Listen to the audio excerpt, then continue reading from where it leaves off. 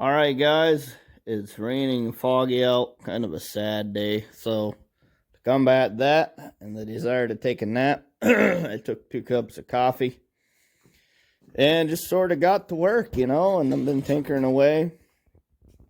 Added some pigtails to this corner marker. That's going right there. So, I'm going to have an orange one on the corner up front. And this is almost going to be street legal, It's under 25 miles an hour, so I could probably get away with 4 ways. 4 ways in a triangle. There is actually mounting for something on the back of the seat. There's these 2 vent hole looking things, and then there's this SMV bracket. So I don't know how you'd get the bolts in there, but if you did, you could have a SMV. Probably would stick up a little bit, a couple inches above the seat. Well, don't I have one here? I thought I had one. Oh, where did they go? Huh, that's odd. I was sure I had 2 of them hanging around here somewhere. Anyway, maybe we won't get to show you guys how the SMV would look. Where did he go, though? You think we left him at the old shop when we moved? That can't be, because we had him out for hauling the bale gather and the other thing. What was the other thing? Oh, the big hay baler. Huh. Man, I feel like part of my brain just up and died. They were hanging on the wall. Well, maybe, we'll show you guys the rest of this. So we're getting one more there. Also, I looked up decals for this. Nothing on eBay, so probably got to go through the dealer. So we're going to have 3 in the back. I'll probably wrap everything with tape and then push it in a piece of conduit. Like this right here, this wire looming. So now we're taking pigtails, we're tying that into one switch. So the bumper's still upstairs. I didn't bring that down yet. I just thought I'd stop in and give a little bit of an update. So we're going to have 2 spotlights on the front that are connected with all the running lights. So if I'm going up the road for any reason, or not mowing, maybe, snow, whatever. I don't.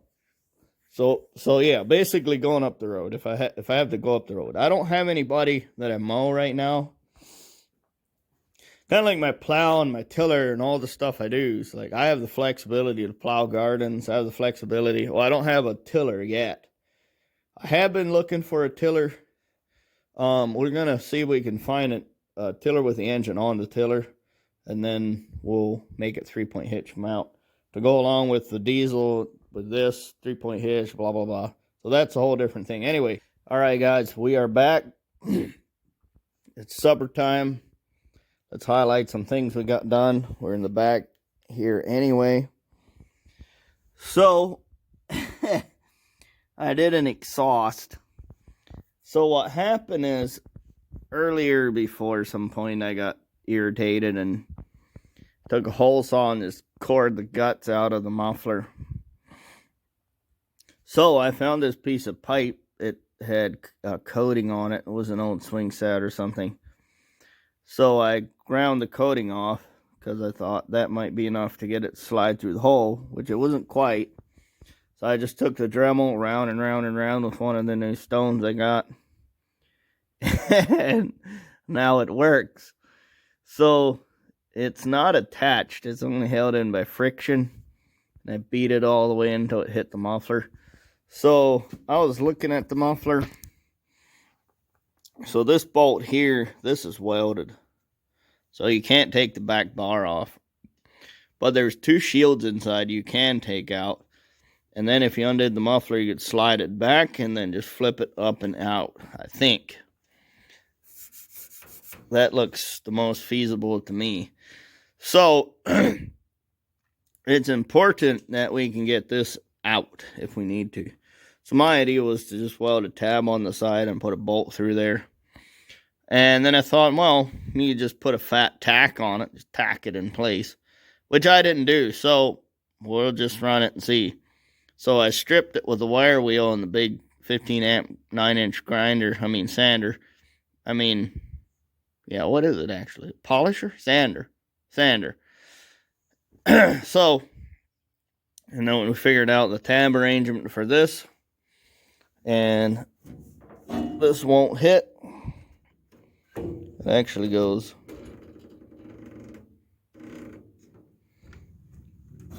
in that direction. So, and then I put this tab over here for a hitch pin holder, because I like having hitch pin holders on everything.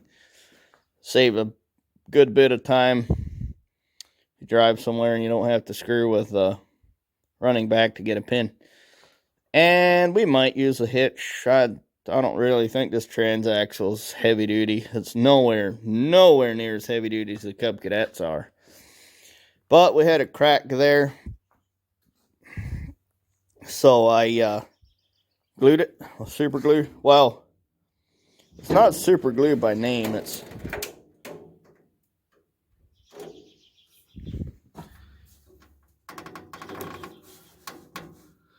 oh, okay. Wow, that is tight. That is very, very tight. It's pinching the wire against the bottom of the grill. So I guess it'll take it. So the bump stop over there, I just put a plastic knob on here. So we're going to close this again. We'll let the glue dry. I just want the glue to dry. So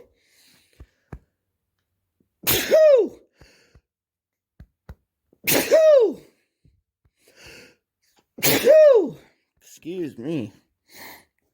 So we got the wiring done. So let's turn it on. So there's a relay. This is a little tray kind of molded in, and then this is a cover. So I just laid it in there. It's supposed to be waterproof, and it won't interfere with the park lock. So it's all keyed, and then this turns on the 2 spot beams up front. So that'll be me driving up the road. Orange lights on the side, visible from the side. Red lights on the back, visible from the back. It's gonna look freaking awesome. And then this is the other switch. So this would be my road lights. My work lights. So we got these 2 ones on the side. So they're tight enough so I can twist them more if I need. And then turn on the... So this will be me mowing. The orange lights. And the red one. The red ones. Sick. Sick. I love lights. I don't know what it is. Anyway, so... Oh yeah, let's turn on the main lights and take a final look at the bar. Painted in all its glory. It's not... I got a little bit of fingerprints and stuff on it. It's kind of handy to shift my weight around. I had to lay on my back to get some of the wiring done. So that's what that looks like. I don't... Oh, it'll be unique, that's for sure. So I can't wait to get out and use it now. So I guess I'm going to take a drive in front of the house and see what the family says. So, I don't know. This doesn't have any gauges, but it looks like the battery light. It's got water temperature, oil pressure, and battery. Oh yeah, and I fixed the idling issue.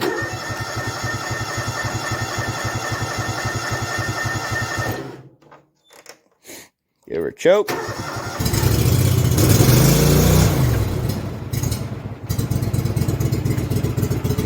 There it is.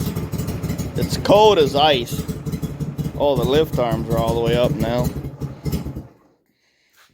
Yeah, getting a little bit of the choke smoke.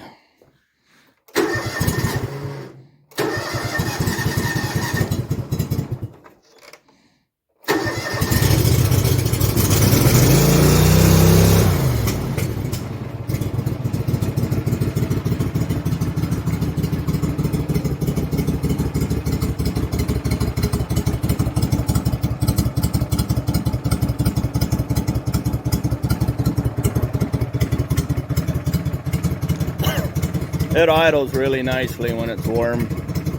Comes up a little bit. Now, we got a lot of smoke, but I never noticed us using any oil.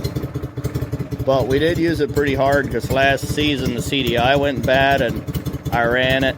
Well, the problem was it would sometimes occasionally just run on one cylinder. And it would come back on and run again. So I just kept going, and I was away welding all the time, so I never had time to work on it. So after a while, I finally got a coil for it, and that didn't work.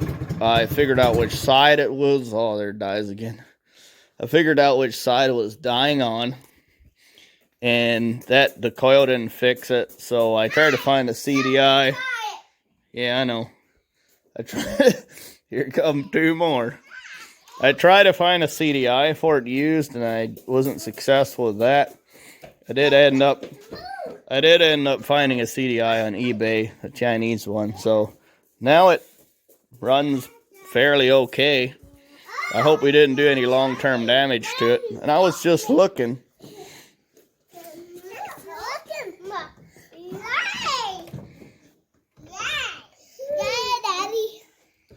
1,809 hours, so it's almost to 2,000 hours. That's nuts. And this thing should run another 2,000 hours easy. Turn on the lights. Nope, that's PTO. There's two headlights.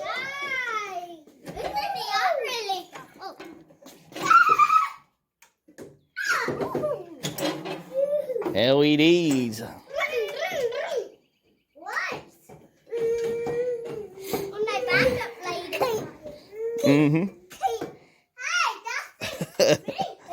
It's gonna be great. Lit up like a Christmas tree. Well, that's always how my stuff is. Anyway, guys, thanks for watching. We'll see you in the next episode. And watch out for the gardening special. It'll be pretty long, but that's coming out too. See ya.